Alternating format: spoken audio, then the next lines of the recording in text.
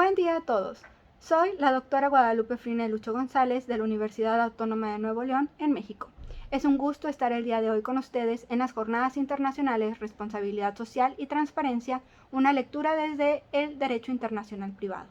El día de hoy estaré compartiendo el tema Responsabilidad Social, Gobernanza en el Fomento del Autogobierno. Antes de iniciar de lleno con el tema, vamos a hablar un poco de las categorías de lo público y lo privado. Tal como estableció Norberto Bobbia, las categorías de lo público y lo privado son la dicotomía constitutiva y originaria del pensamiento occidental de lo político.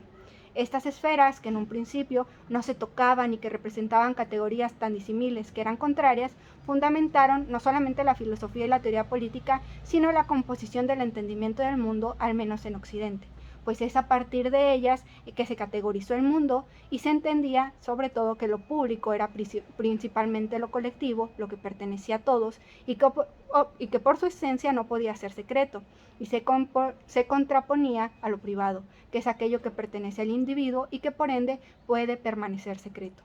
Imaginemos entonces que tenemos dos esferas en un diagrama de Venn. Las dos existen en un mismo universo, pero no se tocan. Representan entre sí conjuntos dentro de los cuales lo público y lo privado se desenvuelven, y podemos poner dentro de ellas otras categorías específicas, por ejemplo, el derecho privado, el derecho público, que pues desde el derecho romano representan partes del ordenamiento jurídico encargadas de regular relaciones específicas.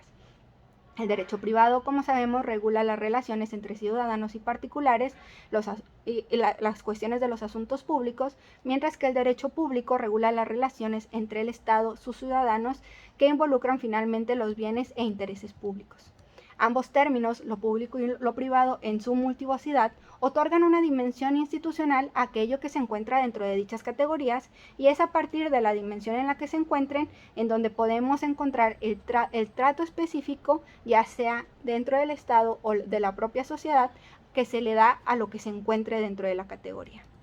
Dentro del análisis en torno a lo público y lo privado, Nora Robotnikov ha añadido un tercer sentido básico a los términos, que toma gran relevancia en torno a la cuestión que nos ocupa hoy, y es el uso de lo público como lo común, como aquello que es accesible a todos, abierto, que se contrapone con lo cerrado, aquello que se sustrae a la disposición de los otros. Estas categorías, que permitían en los siglos pasados hacer una distinción de aquello que era de interés público y de interés privado, se ha dibujado un poco, y han aparecido híbridos o categorías intermedias en las cuales existe una dimensión de lo privado en lo público, privatización de lo público, y a su vez, cuando lo económico lo exige, pues también una publificación de lo privado. En este sentido, vamos a encontrar que la influencia del neoliberalismo en las categorías políticas ha derivado en la aparición de las categorías híbridas antes mencionadas, y esto desdibuja la claridad en los ámbitos de acción política que se pueden dar en el Estado, no solo por parte de los gobiernos, sino por parte de los sectores privados, de la propia sociedad civil, y si bien esto también representa un área de oportunidad, como vamos a estar hablando de ello a través de la cuestión de la gobernanza, pues permite también formar alianzas y mejores redes para la gobernabilidad. Ha puesto también la cuestión del mercado introduciéndose a estas categorías, ya que pues en un contexto de competencia aguda, los intereses de los estados ya no se alinean con los de sus súbditos, sino exclusivamente con el crecimiento económico. Debemos de tener en claro también que el sistema económico neoliberal es producto del propio nihilismo en el sentido que menciona Pérez Tapia, donde se presenta no solo una voracidad irrestricta, sino también una veracidad destructora que legitima la transmutación de los valores que han operado y que, como ya se ha mencionado, terminan por incidir en las categorías de lo público y lo privado. Esta transmutación en la valorización de lo público y lo privado no significa una desvalorización total de las categorías, pero sí implica distintos abordajes, estrategias e incluso políticas que permitan o se encarguen de la protección de lo público y lo privado, y que significan una constante pregunta sobre quién, cuándo y en qué casos debe de existir intervención estatal o intervención privada o intervención mixta. Por ejemplo, en la cuestión de los servicios públicos, que por definición son servicios técnicos que deben de ofrecerse para satisfacer las necesidades públicas y que al menos en México constitucionalmente se establece deben de ser proporcionados por cierto orden de gobierno, pero que hoy en muchos casos, por esta cuestión de la hibridación entre lo público y lo privado, son ofrecidos por empresas privadas, lo que plantea finalmente una privatización de lo público y que implica en sí mismo todo un cambio en torno a las responsabilidades jurídicas que puedan surgir de la prestación regular o irregular de un servicio como el antes mencionado.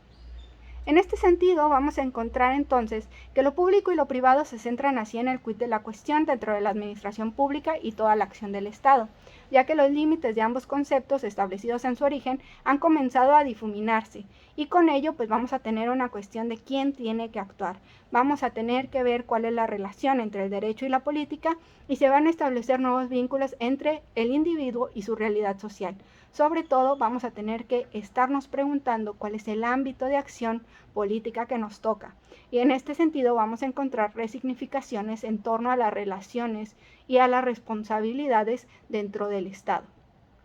En este sentido, pues ha aparecido esta cuestión de la responsabilidad social. Entendemos a la responsabilidad social con una concepción ética en la que las entidades como el gobierno, las empresas y los individuos tienen una responsabilidad hacia la sociedad.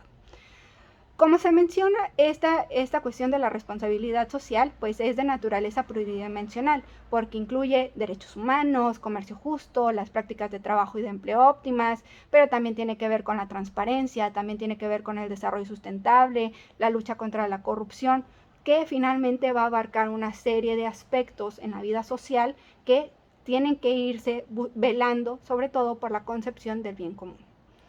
Es muy importante entender que la responsabilidad social surge de la responsabilidad social empresarial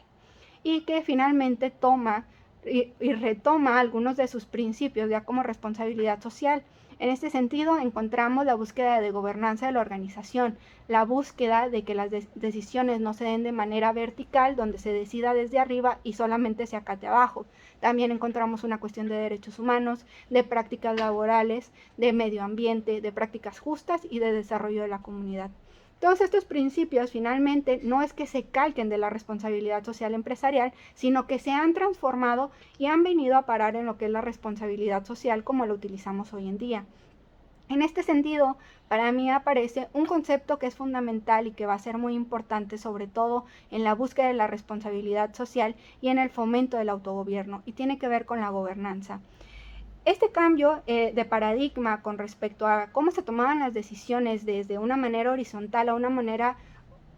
desde una manera vertical a una manera horizontal, nos lleva a hablar de una relación de corresponsabilidad entre actores que componen al Estado. Estamos hablando de que gobierno y administración pública, sociedad civil y empresas van a tener que unirse para trabajar unidas porque hay una corresponsabilidad con el bien común. Ya no es tarea solamente del gobierno el tener que llevar a cabo ciertas tareas, porque implica también un cambio de paradigma, un cambio de pensamiento y también implica un compromiso ético de todos los individuos en el rol que les toque, pues ahora sí que llevar a cabo en sociedad.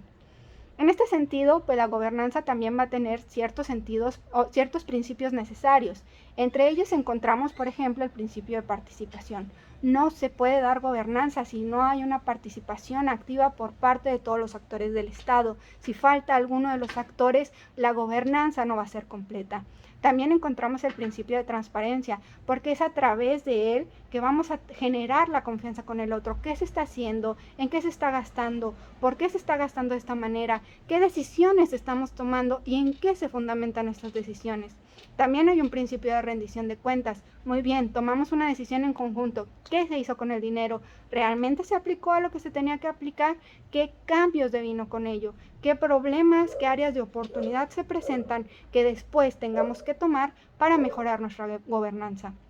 Encontramos también un principio de eficacia y también un principio de eficiencia, en el sentido de que todas las administraciones públicas, ya lo saben, tienen que actuar con eficacia y eficiencia, pero ahora nos toca no solamente a la administración pública y al gobierno, toca también a las empresas privadas, toca también a la sociedad civil, organizada o no organizada, trabajar para estar estableciendo a partir de la responsabilidad social formas en donde se fomente el autogobierno, en donde podamos velar por el bien común de todos. Esto nos va a llevar a hablar del principio de coherencia, que tiene que ver con esta capacidad de finalmente poder aplicar lo que consideramos bien común entre todos y que no se quede solamente en ideas, ¿sí? Que lo que se decida sea coherente con lo que se necesita, sea coherente con el dinero que se tiene, porque finalmente de eso va a depender que la responsabilidad social no quede solamente en imperativos morales, va a moverse a una cuestión de acción social que finalmente va a llevar a un cambio en torno a el autogobierno, a cómo nos entendemos, cómo nos relacionamos y cómo llevamos a cabo esta cuestión de la relación de gobernanza. En este sentido, pues